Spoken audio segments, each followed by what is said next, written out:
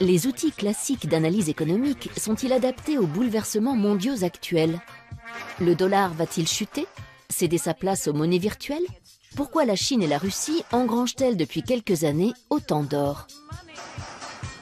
Pour avoir des réponses claires à ces questions complexes, nous avons rencontré James Rickards. Conseiller financier du gouvernement des États-Unis, entre autres, il était déjà négociateur juridique et financier lors de la prise d'otage à Téhéran en 1979. Directeur d'une banque d'affaires à New York, Rickards conseille des fonds d'investissement privés. Et aujourd'hui, il s'inquiète du désarroi des gens plus modestes sur lesquels la crise a fait des ravages. Après le succès en 2011 de Currency Wars, où il faisait de la question monétaire un enjeu de sécurité nationale, Rickards envisage aujourd'hui un nouveau scénario catastrophe dans The Death of Money, la mort de l'argent. Selon lui, seules les nations et les individus qui anticiperont la situation survivront au chaos qui s'annonce. Beaucoup de choses peuvent faire office d'argent. Des tas de choses ont servi de monnaie d'échange. Quand on parle d'argent aujourd'hui, on pense bien sûr au dollar, à l'euro. Historiquement, c'est l'or qui a dominé les échanges pendant des millénaires. Mais au fil du temps, à travers le monde, on a utilisé des plumes, des coquillages, des marques de toutes sortes. L'argent prend bien des formes, mais elles ont tout un trait commun, la confiance. Quand on a confiance dans une monnaie d'échange, c'est de l'argent.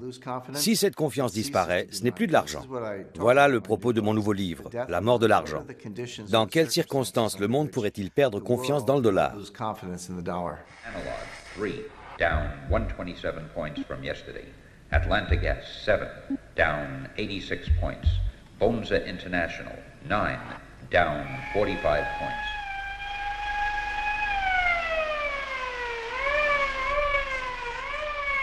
Jesus, look at that. Well, what is it? What's happening? What is it? A suicide epidemic? A war? No, the crash. The market is collapsing. En 2009, j'ai conçu et planifié le premier jeu de guerre financier. Ce projet a été financé par le ministère de la Défense américain, par le Pentagone, et réalisé dans un laboratoire militaire ultra secret près de Washington. J'ai engagé quelques spécialistes et nous avons échafaudé des plans en se disant « on va leur en donner pour leur argent ». C'était un jeu de guerre financier. On ne pouvait pas utiliser des armes conventionnelles, pas de bombes, pas de navires, ni de sous-marins. Nos seules armes étaient des actions, des obligations, des produits dérivés, des monnaies et des matières premières. Notre plan était le suivant. La Russie et la Chine mutualisaient leurs réserves d'or, émettaient une nouvelle monnaie indexée sur l'or par l'intermédiaire d'une banque à Londres et d'une chambre forte en Suisse. Ensuite, ces deux pays annonçaient qu'à l'avenir, les exportations énergétiques russes et les produits manufacturiers chinois devraient impérativement être réglés dans cette nouvelle devise. On tourne le dos au dollar, on va détruire le système fondé sur le dollar. Voilà le scénario que nous avons développé, et on s'est moqué de nous. Des professeurs de Harvard ont déclaré « C'est ridicule, l'or ne joue plus aucun rôle dans le système monétaire, c'est une référence du passé. » Eh bien, vous savez quoi? Depuis 2009, la Russie a augmenté ses réserves d'or de 70%, la Chine de plusieurs centaines de pourcents. On voit les Russes s'en prendre aux États-Unis en menant une guerre financière. Ce que nous avions imaginé est en train de se réaliser.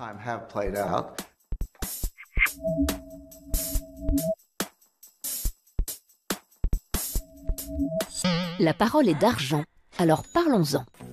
Pecunia, le mot latin qui désigne l'argent, vient de pecus qui signifie bétail. Pour les Romains, une vache était en effet l'investissement idéal, car échangeable contre du pain, du blé, des vêtements, etc. Mais le principe du troc montre rapidement ses limites. En 500 avant Jésus-Christ, l'empereur Crésus fait frapper la première pièce d'or, d'où l'expression « être riche comme Crésus ». La monnaie papier est créée 1500 ans plus tard, en Chine, sous forme d'une attestation de dépôt. C'est le premier pas vers la virtualisation de l'argent. Le paiement sans espèces apparaît au XIIIe siècle à Florence.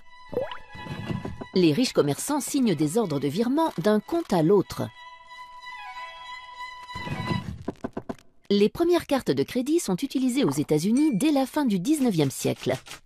Et l'année 2009 voit l'apparition du Bitcoin, la première monnaie 100% virtuelle.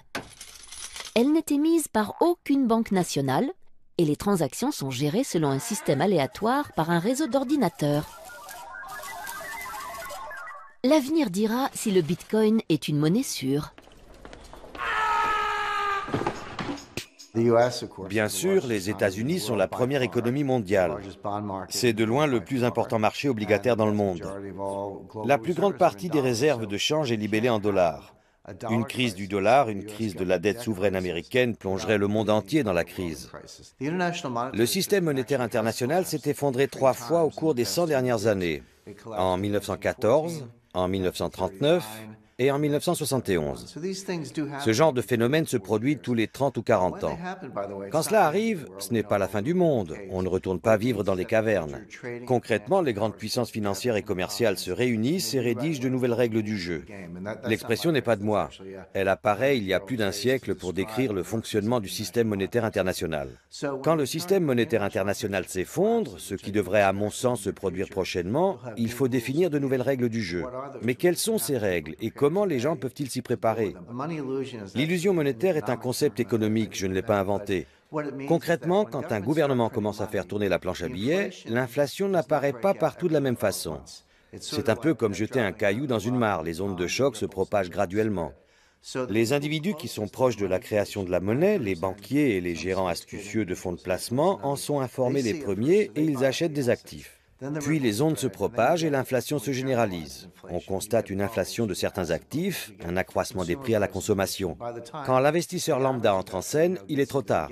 La valeur de la monnaie a été détruite et les gens bien informés ont accaparé toute la richesse. L'illusion monétaire caractérise la première phase, quand la situation paraît prometteuse alors que l'on fait juste tourner la planche à billets. Plus tard, l'illusion se dissipe.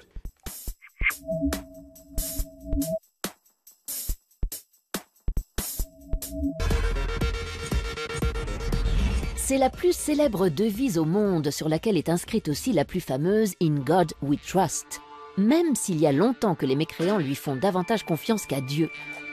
L'heure est grave, de plus en plus contesté, le dollar est même menacé de disparition. Il pourrait être remplacé par la monnaie virtuelle et autres moyens de paiement numériques. Pourtant, s'il quittait la scène, quel drame pour le rêve américain auquel il est intimement lié. Rien ne pourrait l'effacer de notre imaginaire où il occupe une place de choix. Le dollar est lié à la naissance de la nation américaine. Il a été créé pour financer la guerre d'indépendance. Il est synonyme de conquête et de pouvoir. C'est un trophée. L'Américain est dévoré par l'ardente ambition de faire fortune. C'est l'unique passion de sa vie. Chacun ici désire devenir riche et s'élever dans la société. Personne n'estime impossible d'y parvenir, écrivait Tocqueville en 1840. Même si les immigrants qui rêvaient d'une Amérique aux rues pavées d'or ont vite déchanté. Bretton Woods l'a encore magnifié en faisant l'unique monnaie des échanges internationaux à la fin de la Seconde Guerre mondiale. Symboliquement, depuis, posséder des dollars, c'est pouvoir se payer n'importe quoi, partout dans le monde. En littérature, même Jack London, l'homme des grands espaces, lui consacra une nouvelle pour $100 de plus. Quant au cinéma, il a joué un rôle capital dans la construction du mythe. De Capra à Eastwood, on ne compte plus le nombre de films où il tient le premier rôle. Et c'est bien $1 silver que chante Marilyn dans Rivière sans retour. Aujourd'hui, s'il n'a quitté ni les livres, ni les articles, ni les séries, les jeux vidéo ou l'art contemporain, son image fait particulièrement fantasmer les rappeurs, dont il est devenu l'accessoire préféré à longueur de clip. Il y a des choses que l'on sait. On connaît l'échelle du système et on sait aussi qu'un krach est en rapport exponentiel avec la taille du système. Quand le système triple de taille, on ne triple pas le risque, on le multiplie par 10 ou par 100. C'est la nature d'une fonction exponentielle. Quand on regarde le système actuel, on constate qu'il est beaucoup plus gros qu'avant. En 2008, par exemple, on a tous entendu l'expression « trop gros pour faire faillite ». Les banques étaient trop grosses pour faire faillite, il fallait les sauver. Eh bien, vous savez quoi? Aux États-Unis, depuis 2008, les 5 plus grandes banques sont plus importantes encore. Elles contrôlent une part plus grande des actifs bancaires et elles ont une panoplie plus large de produits dérivés. Ce qui était déjà trop grand en 2008 pour disparaître est encore plus grand aujourd'hui. Ce qui veut dire que le risque d'un effondrement catastrophique est encore plus grand. On voit ce qui nous attend. Aujourd'hui, avec les réseaux sociaux, nous sommes plus connectés que jamais. La possibilité qu'une perturbation minime se propage à grande vitesse est encore plus probable en raison de cette connectivité accrue. Si un nombre suffisant d'individus, ce que l'on appelle le seuil critique, est atteint, les agents économiques commencent à changer de comportement en fonction des réactions d'autres agents.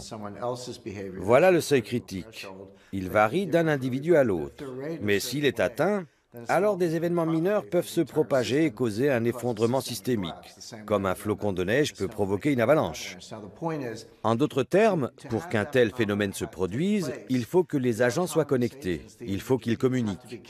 Sans cette connectivité et cette communication, on ne risque pas un changement de comportement à grande échelle.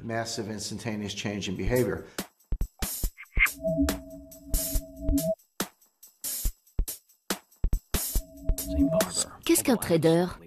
Un opérateur de marché qui vend et achète des actions boursières de façon désormais totalement numérique.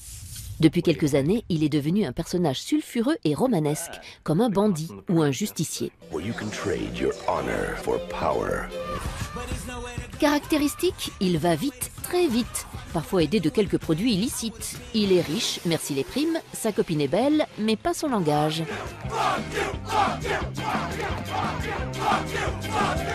Selon le psychologue Robert Hare, 10% des traders peuvent être qualifiés de psychopathes, pourcentage 10 fois plus élevé que dans l'ensemble de la population.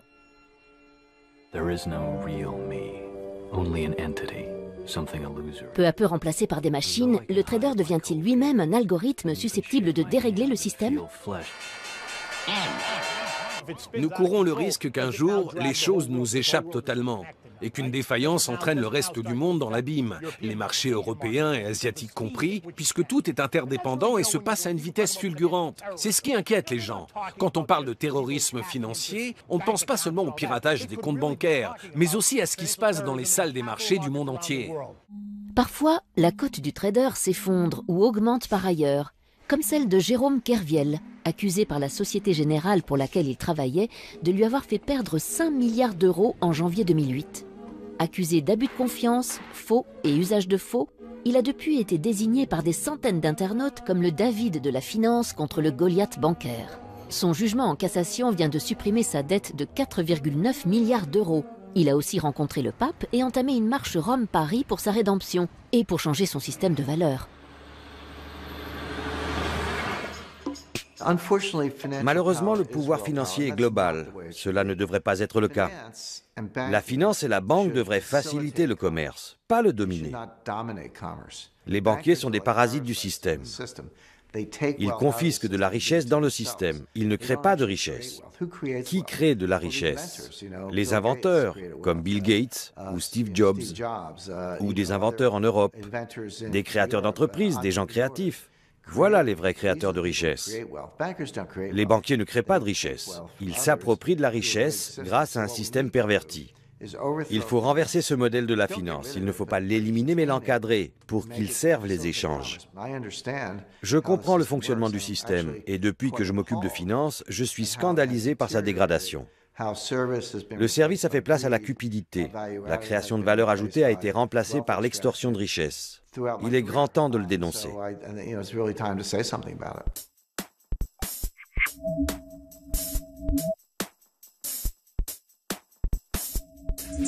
Qui se souvient du Bancor, un nom poétique pour une monnaie qui n'a jamais vu le jour? Imaginé par le grand économiste britannique John Maynard Keynes, le Bancor se voulait le nouvel étalon monétaire international émis par un organisme indépendant. Mais les États-Unis ne l'entendaient pas de cette oreille en 1944. Pourtant, l'esprit de neutralité du Bancor pourrait bien avoir inspiré les créateurs de l'euro, utilisé dès 1999 pour les transactions. On retrouve au fondement de la monnaie européenne la même ambition de créer une devise supranationale. Aujourd'hui, les monnaies virtuelles ont le vent en poupe. Elles ont investi les jeux vidéo principalement en ligne. Sur Second Life, Entropia Universe ou World of Warcraft, accomplir une mission ou dérober un butin peut rapporter des Linden Dollars, des Project Entropia Dollars, des Adena ou autres PO. Certaines plateformes proposent même de convertir les gains amassés en vraies devises ou, plus pragmatiquement, de les utiliser pour régler son abonnement. A l'inverse, pas de problème pour renflouer son porte-monnaie virtuel. Il suffit de se munir d'une carte bancaire, bien réelle cette fois. On n'oublie pas le Bitcoin, la monnaie virtuelle de la vraie vie. Créé en 2009, le Bitcoin est une devise électronique cryptée qui permet notamment d'effectuer des transactions en ligne sans passer par une banque. Le revers du Bitcoin, son cours très volatile qui fait des montagnes russes. Et sa sécurité. Ainsi, 650 000 bitcoins, soit près de 300 millions d'euros, se seraient volatilisés suite au dépôt de bilan de la plateforme d'échange de bitcoins Mt. Gox ces dernières semaines.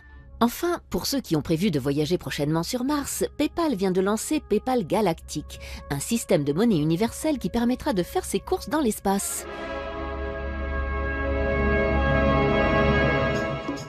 On parle beaucoup du Bitcoin en ce moment, cette monnaie virtuelle ou numérique.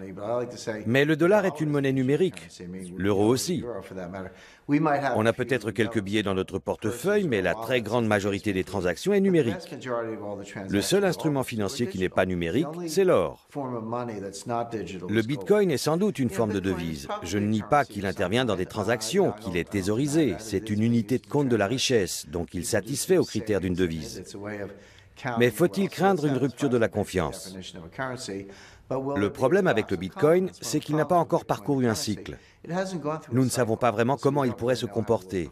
Il y a des tas de gens qui perdent de l'argent, il y a des escroqueries, des bitcoins qui disparaissent. La sécurité du système est sujette à caution. Les gens qui plébiscitent le Bitcoin sont soit des technophiles, des fanats d'informatique style Silicon Valley, ou des libertaires, des anarchistes, qui détestent les gouvernements et qui se disent « Voilà une monnaie qui échappe au contrôle d'État, ça me plaît ».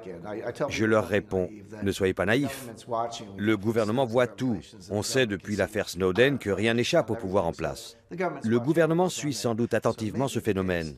Il est possible que le Bitcoin en tant que devise disparaisse, mais que la technologie qu'il a engendrée survive à travers certaines applications. Il y a une dimension financière et une dimension technologique dans les paiements par mobile. Il y a des milliards de gens dans le monde qui possèdent un téléphone mobile. Ils n'ont pas de ligne filaire, ils n'ont pas de compte en banque, mais ils ont un téléphone mobile.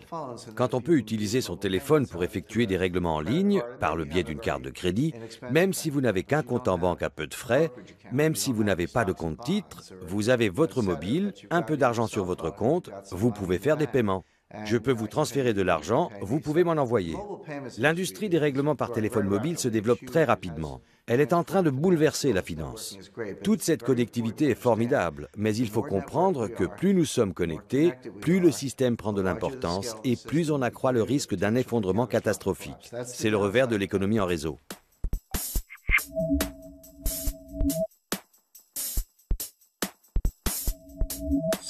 Le monde compte environ 180 monnaies officielles. Et il y a les inofficielles, comme le Chiemgauer, dans le sud de l'Allemagne, ou la pêche, utilisée par les commerçants de Montreuil. À la bourse, le dollar, l'euro et le yen japonais sont les devises les plus en vue. La bourse la plus importante du monde est celle de Wall Street. En 2013, 7 000 milliards de dollars y ont été échangés. En deuxième position, le Nasdaq, qui est un marché boursier totalement virtuel. L'argent travaille vite, son unité de temps est la nanoseconde. Les ordinateurs traitent aujourd'hui les transactions en un milliardième de seconde. 1000 transactions en un battement de cils. En 2010, on comptait encore en millième de seconde. Ces transactions à très grande vitesse représentent 50% des échanges dans le monde, 70% aux États-Unis et 40% en Europe. Pourquoi est-ce que le dollar est la première monnaie de réserve dans le monde? Ce n'est pas lié à la devise elle-même, mais au support d'investissement libellé en dollars. Supposons que vous soyez un partenaire commercial des États-Unis et que vous encaissiez des dollars ou toute autre devise. Ce surplus, il faut l'investir. Le marché des obligations américaines, les bons du Trésor, est le seul marché au monde assez important pour pouvoir absorber l'épargne mondiale. Les Chinois détiennent 4 000 milliards de dollars de réserves de change. Mais il faut aussi compter le Japon, Taïwan, toutes les grandes puissances commerciales. Collectivement, cela représente des milliers de milliards de dollars. Tout cet argent est placé en bons du Trésor américain, non pas parce que les gens adorent ces obligations, mais parce que c'est le seul marché assez grand pour absorber ces liquidités. Si on examine le marché de la dette souveraine en Europe, il est comparable au marché américain. Mais il est morcelé. Il n'existe pas d'eurobond. Il y a des obligations d'État allemandes, françaises, italiennes, hollandaises. Si on avait un marché unique, s'il existait des eurobonds, garantis par le crédit de la zone euro, ce marché serait plus important que celui des bons du Trésor américain.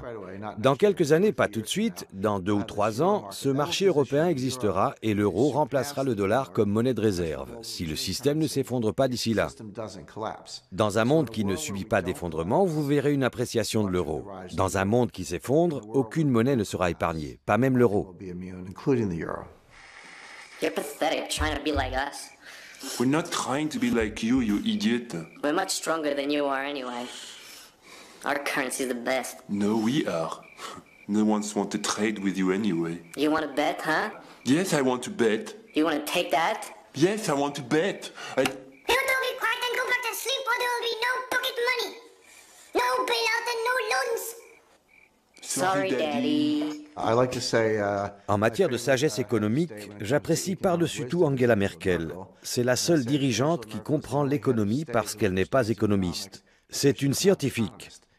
Comme je l'ai expliqué, il faut aborder l'économie avec des outils scientifiques, pas de la pseudoscience. Le keynésianisme, la théorie de l'équilibre général, la valeur à risque, tous les modèles et les techniques qui sont utilisés dans la finance et la gestion du risque sont de la pseudoscience. Ils ne correspondent pas à la réalité. La théorie des systèmes complexes, la théorie des réseaux, l'analyse de la distribution du pouvoir sont des modèles qui reflètent la réalité. Angela Merkel est une scientifique, elle comprend ces phénomènes. Et elle comprend aussi que l'Europe doit être restructurée. Elle assume un rôle dirigeant dans ce domaine. En fait, toutes les grandes régions économiques, l'eurozone, les États-Unis, le Japon et la Chine doivent être restructurées. Mais seule l'Europe procède à des ajustements structurels. Les autres régions s'en remettent à des solutions monétaires, à un ajustement des liquidités.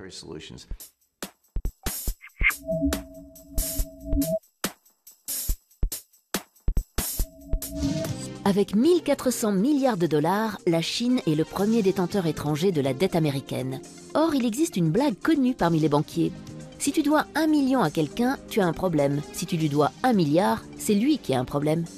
La Chine et les États-Unis, c'est un peu comme une entreprise qui voit son plus gros client s'enfoncer dans l'insolvabilité. Faut-il lui prêter toujours plus en espérant qu'il va se refaire une santé, ou bien accepter sa perte et passer à autre chose? Autre problème, le client paye avec du papier qu'il imprime à volonté.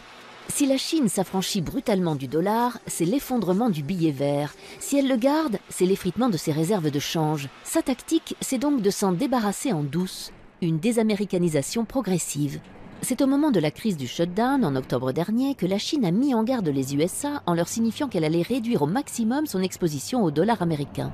Malgré les risques géopolitiques que cela comporte, la Chine a revendu en décembre 2013 pour presque 50 milliards de bons du Trésor américain. L'acheteur devient ainsi vendeur massif. En parallèle, la Chine mise sur l'or, car plus le dollar s'affaiblit, plus le cours de l'or monte, tant et si bien que la Chine est devenue en moins de 3 ans le premier consommateur mondial d'or devant l'Inde. La somme des réserves d'or de la République populaire de Chine a atteint une valeur record de 3 820 milliards de dollars. Pour éviter la crise diplomatique, le président du Fonds souverain chinois a simplement déclaré « Avec la future reprise de l'économie américaine, l'attrait de la dette américaine s'affaiblit. À long terme, ce n'est plus un bon investissement. » Reprise de l'économie américaine, oui ou non? Dans tous les cas, l'empire du milieu semble préparer l'après-dollar. En fait, les Chinois sont les plus grands fans du dollar. Nous leur devons tellement de dollars qu'ils veulent un dollar fort. Mais si nous dévaluons le dollar, que va-t-il arriver au cours de l'or? Il va monter. Les Chinois ont une couverture pour ce risque. Si le dollar perd de la valeur, ils gagneront de l'argent sur l'or. La Chine achète de l'or pour couvrir son exposition au dollar. J'engage les investisseurs à les imiter. Si c'est bon pour les Chinois, c'est bon pour tout le monde. Aux États-Unis, quand on parle des vieilles fortunes, on pense à des fortunes accumulées depuis un siècle ou un peu plus, comme celles des Rockefeller ou des Kennedy. Mais en Europe, les vieilles fortunes remontent à 4 ou 5 siècles. J'étais à Rome, il y a peu, devant le Palazzo Colonna. Les Colonna sont riches depuis le XIIIe siècle. La fortune de cette famille remonte à 800 ans. Ça, c'est une vieille fortune. Quand on discute avec ces milliardaires européens qui gèrent cette fortune dynastique et qu'on leur demande « Vous avez su protéger votre fortune non seulement de la dépression des années 30, mais de la guerre de 30 ans, des guerres de Louis XIV, des guerres napoléoniennes, de la guerre d'Espagne. Comment avez-vous survécu à tous ces cataclysmes ?» Ils vous répondent « La règle est 3 tiers. Un tiers en or, un tiers en œuvres d'art, un tiers en propriété foncière. » Prenons l'exemple de Warren Buffett. Warren Buffett a toujours dit du mal de l'or. Mais qu'a-t-il fait? Il y a quelques années, il a acheté les chemins de fer Burlington Northern Santa Fe. Il a acheté tout le réseau, il l'a privatisé. Il n'est plus coté en bourse. Qu'est-ce que c'est une compagnie de chemin de fer? Ce sont des actifs durables, des rails, des droits de passage, des concessions minières, du matériel roulant, des aiguillages, des signaux. Une compagnie de chemin de fer, c'est un gros paquet d'actifs durables. Comment est-ce qu'une compagnie de chemin de fer gagne de l'argent? en transportant des biens durables, du maïs, du blé, du charbon, de l'acier, du pétrole. Une compagnie de chemin de fer, ce sont des actifs durables qui transportent des biens durables. Quand Warren Buffett fait cela, les gens disent « Warren Buffett aime bien les actions des entreprises de transport ». Pas du tout. Il investit ses dollars dans des actifs durables. N'écoutez pas ce qu'ils disent, observez ce qu'ils font. Where is here? Sorry, I can only look for businesses. Si Apple était un État, préféreriez-vous vivre en Chine ou en Apple? Les promesses du néolibéralisme se matérialisent dans les objets stylisés du géant de l'informatique. Alors, Steve Jobs ou Deng Xiaoping? L'artiste allemand Christian von Borries pose la question dans son film iPhone China. Square le rencontre à Berlin. Rendez-vous dimanche prochain à 13h sur Arte.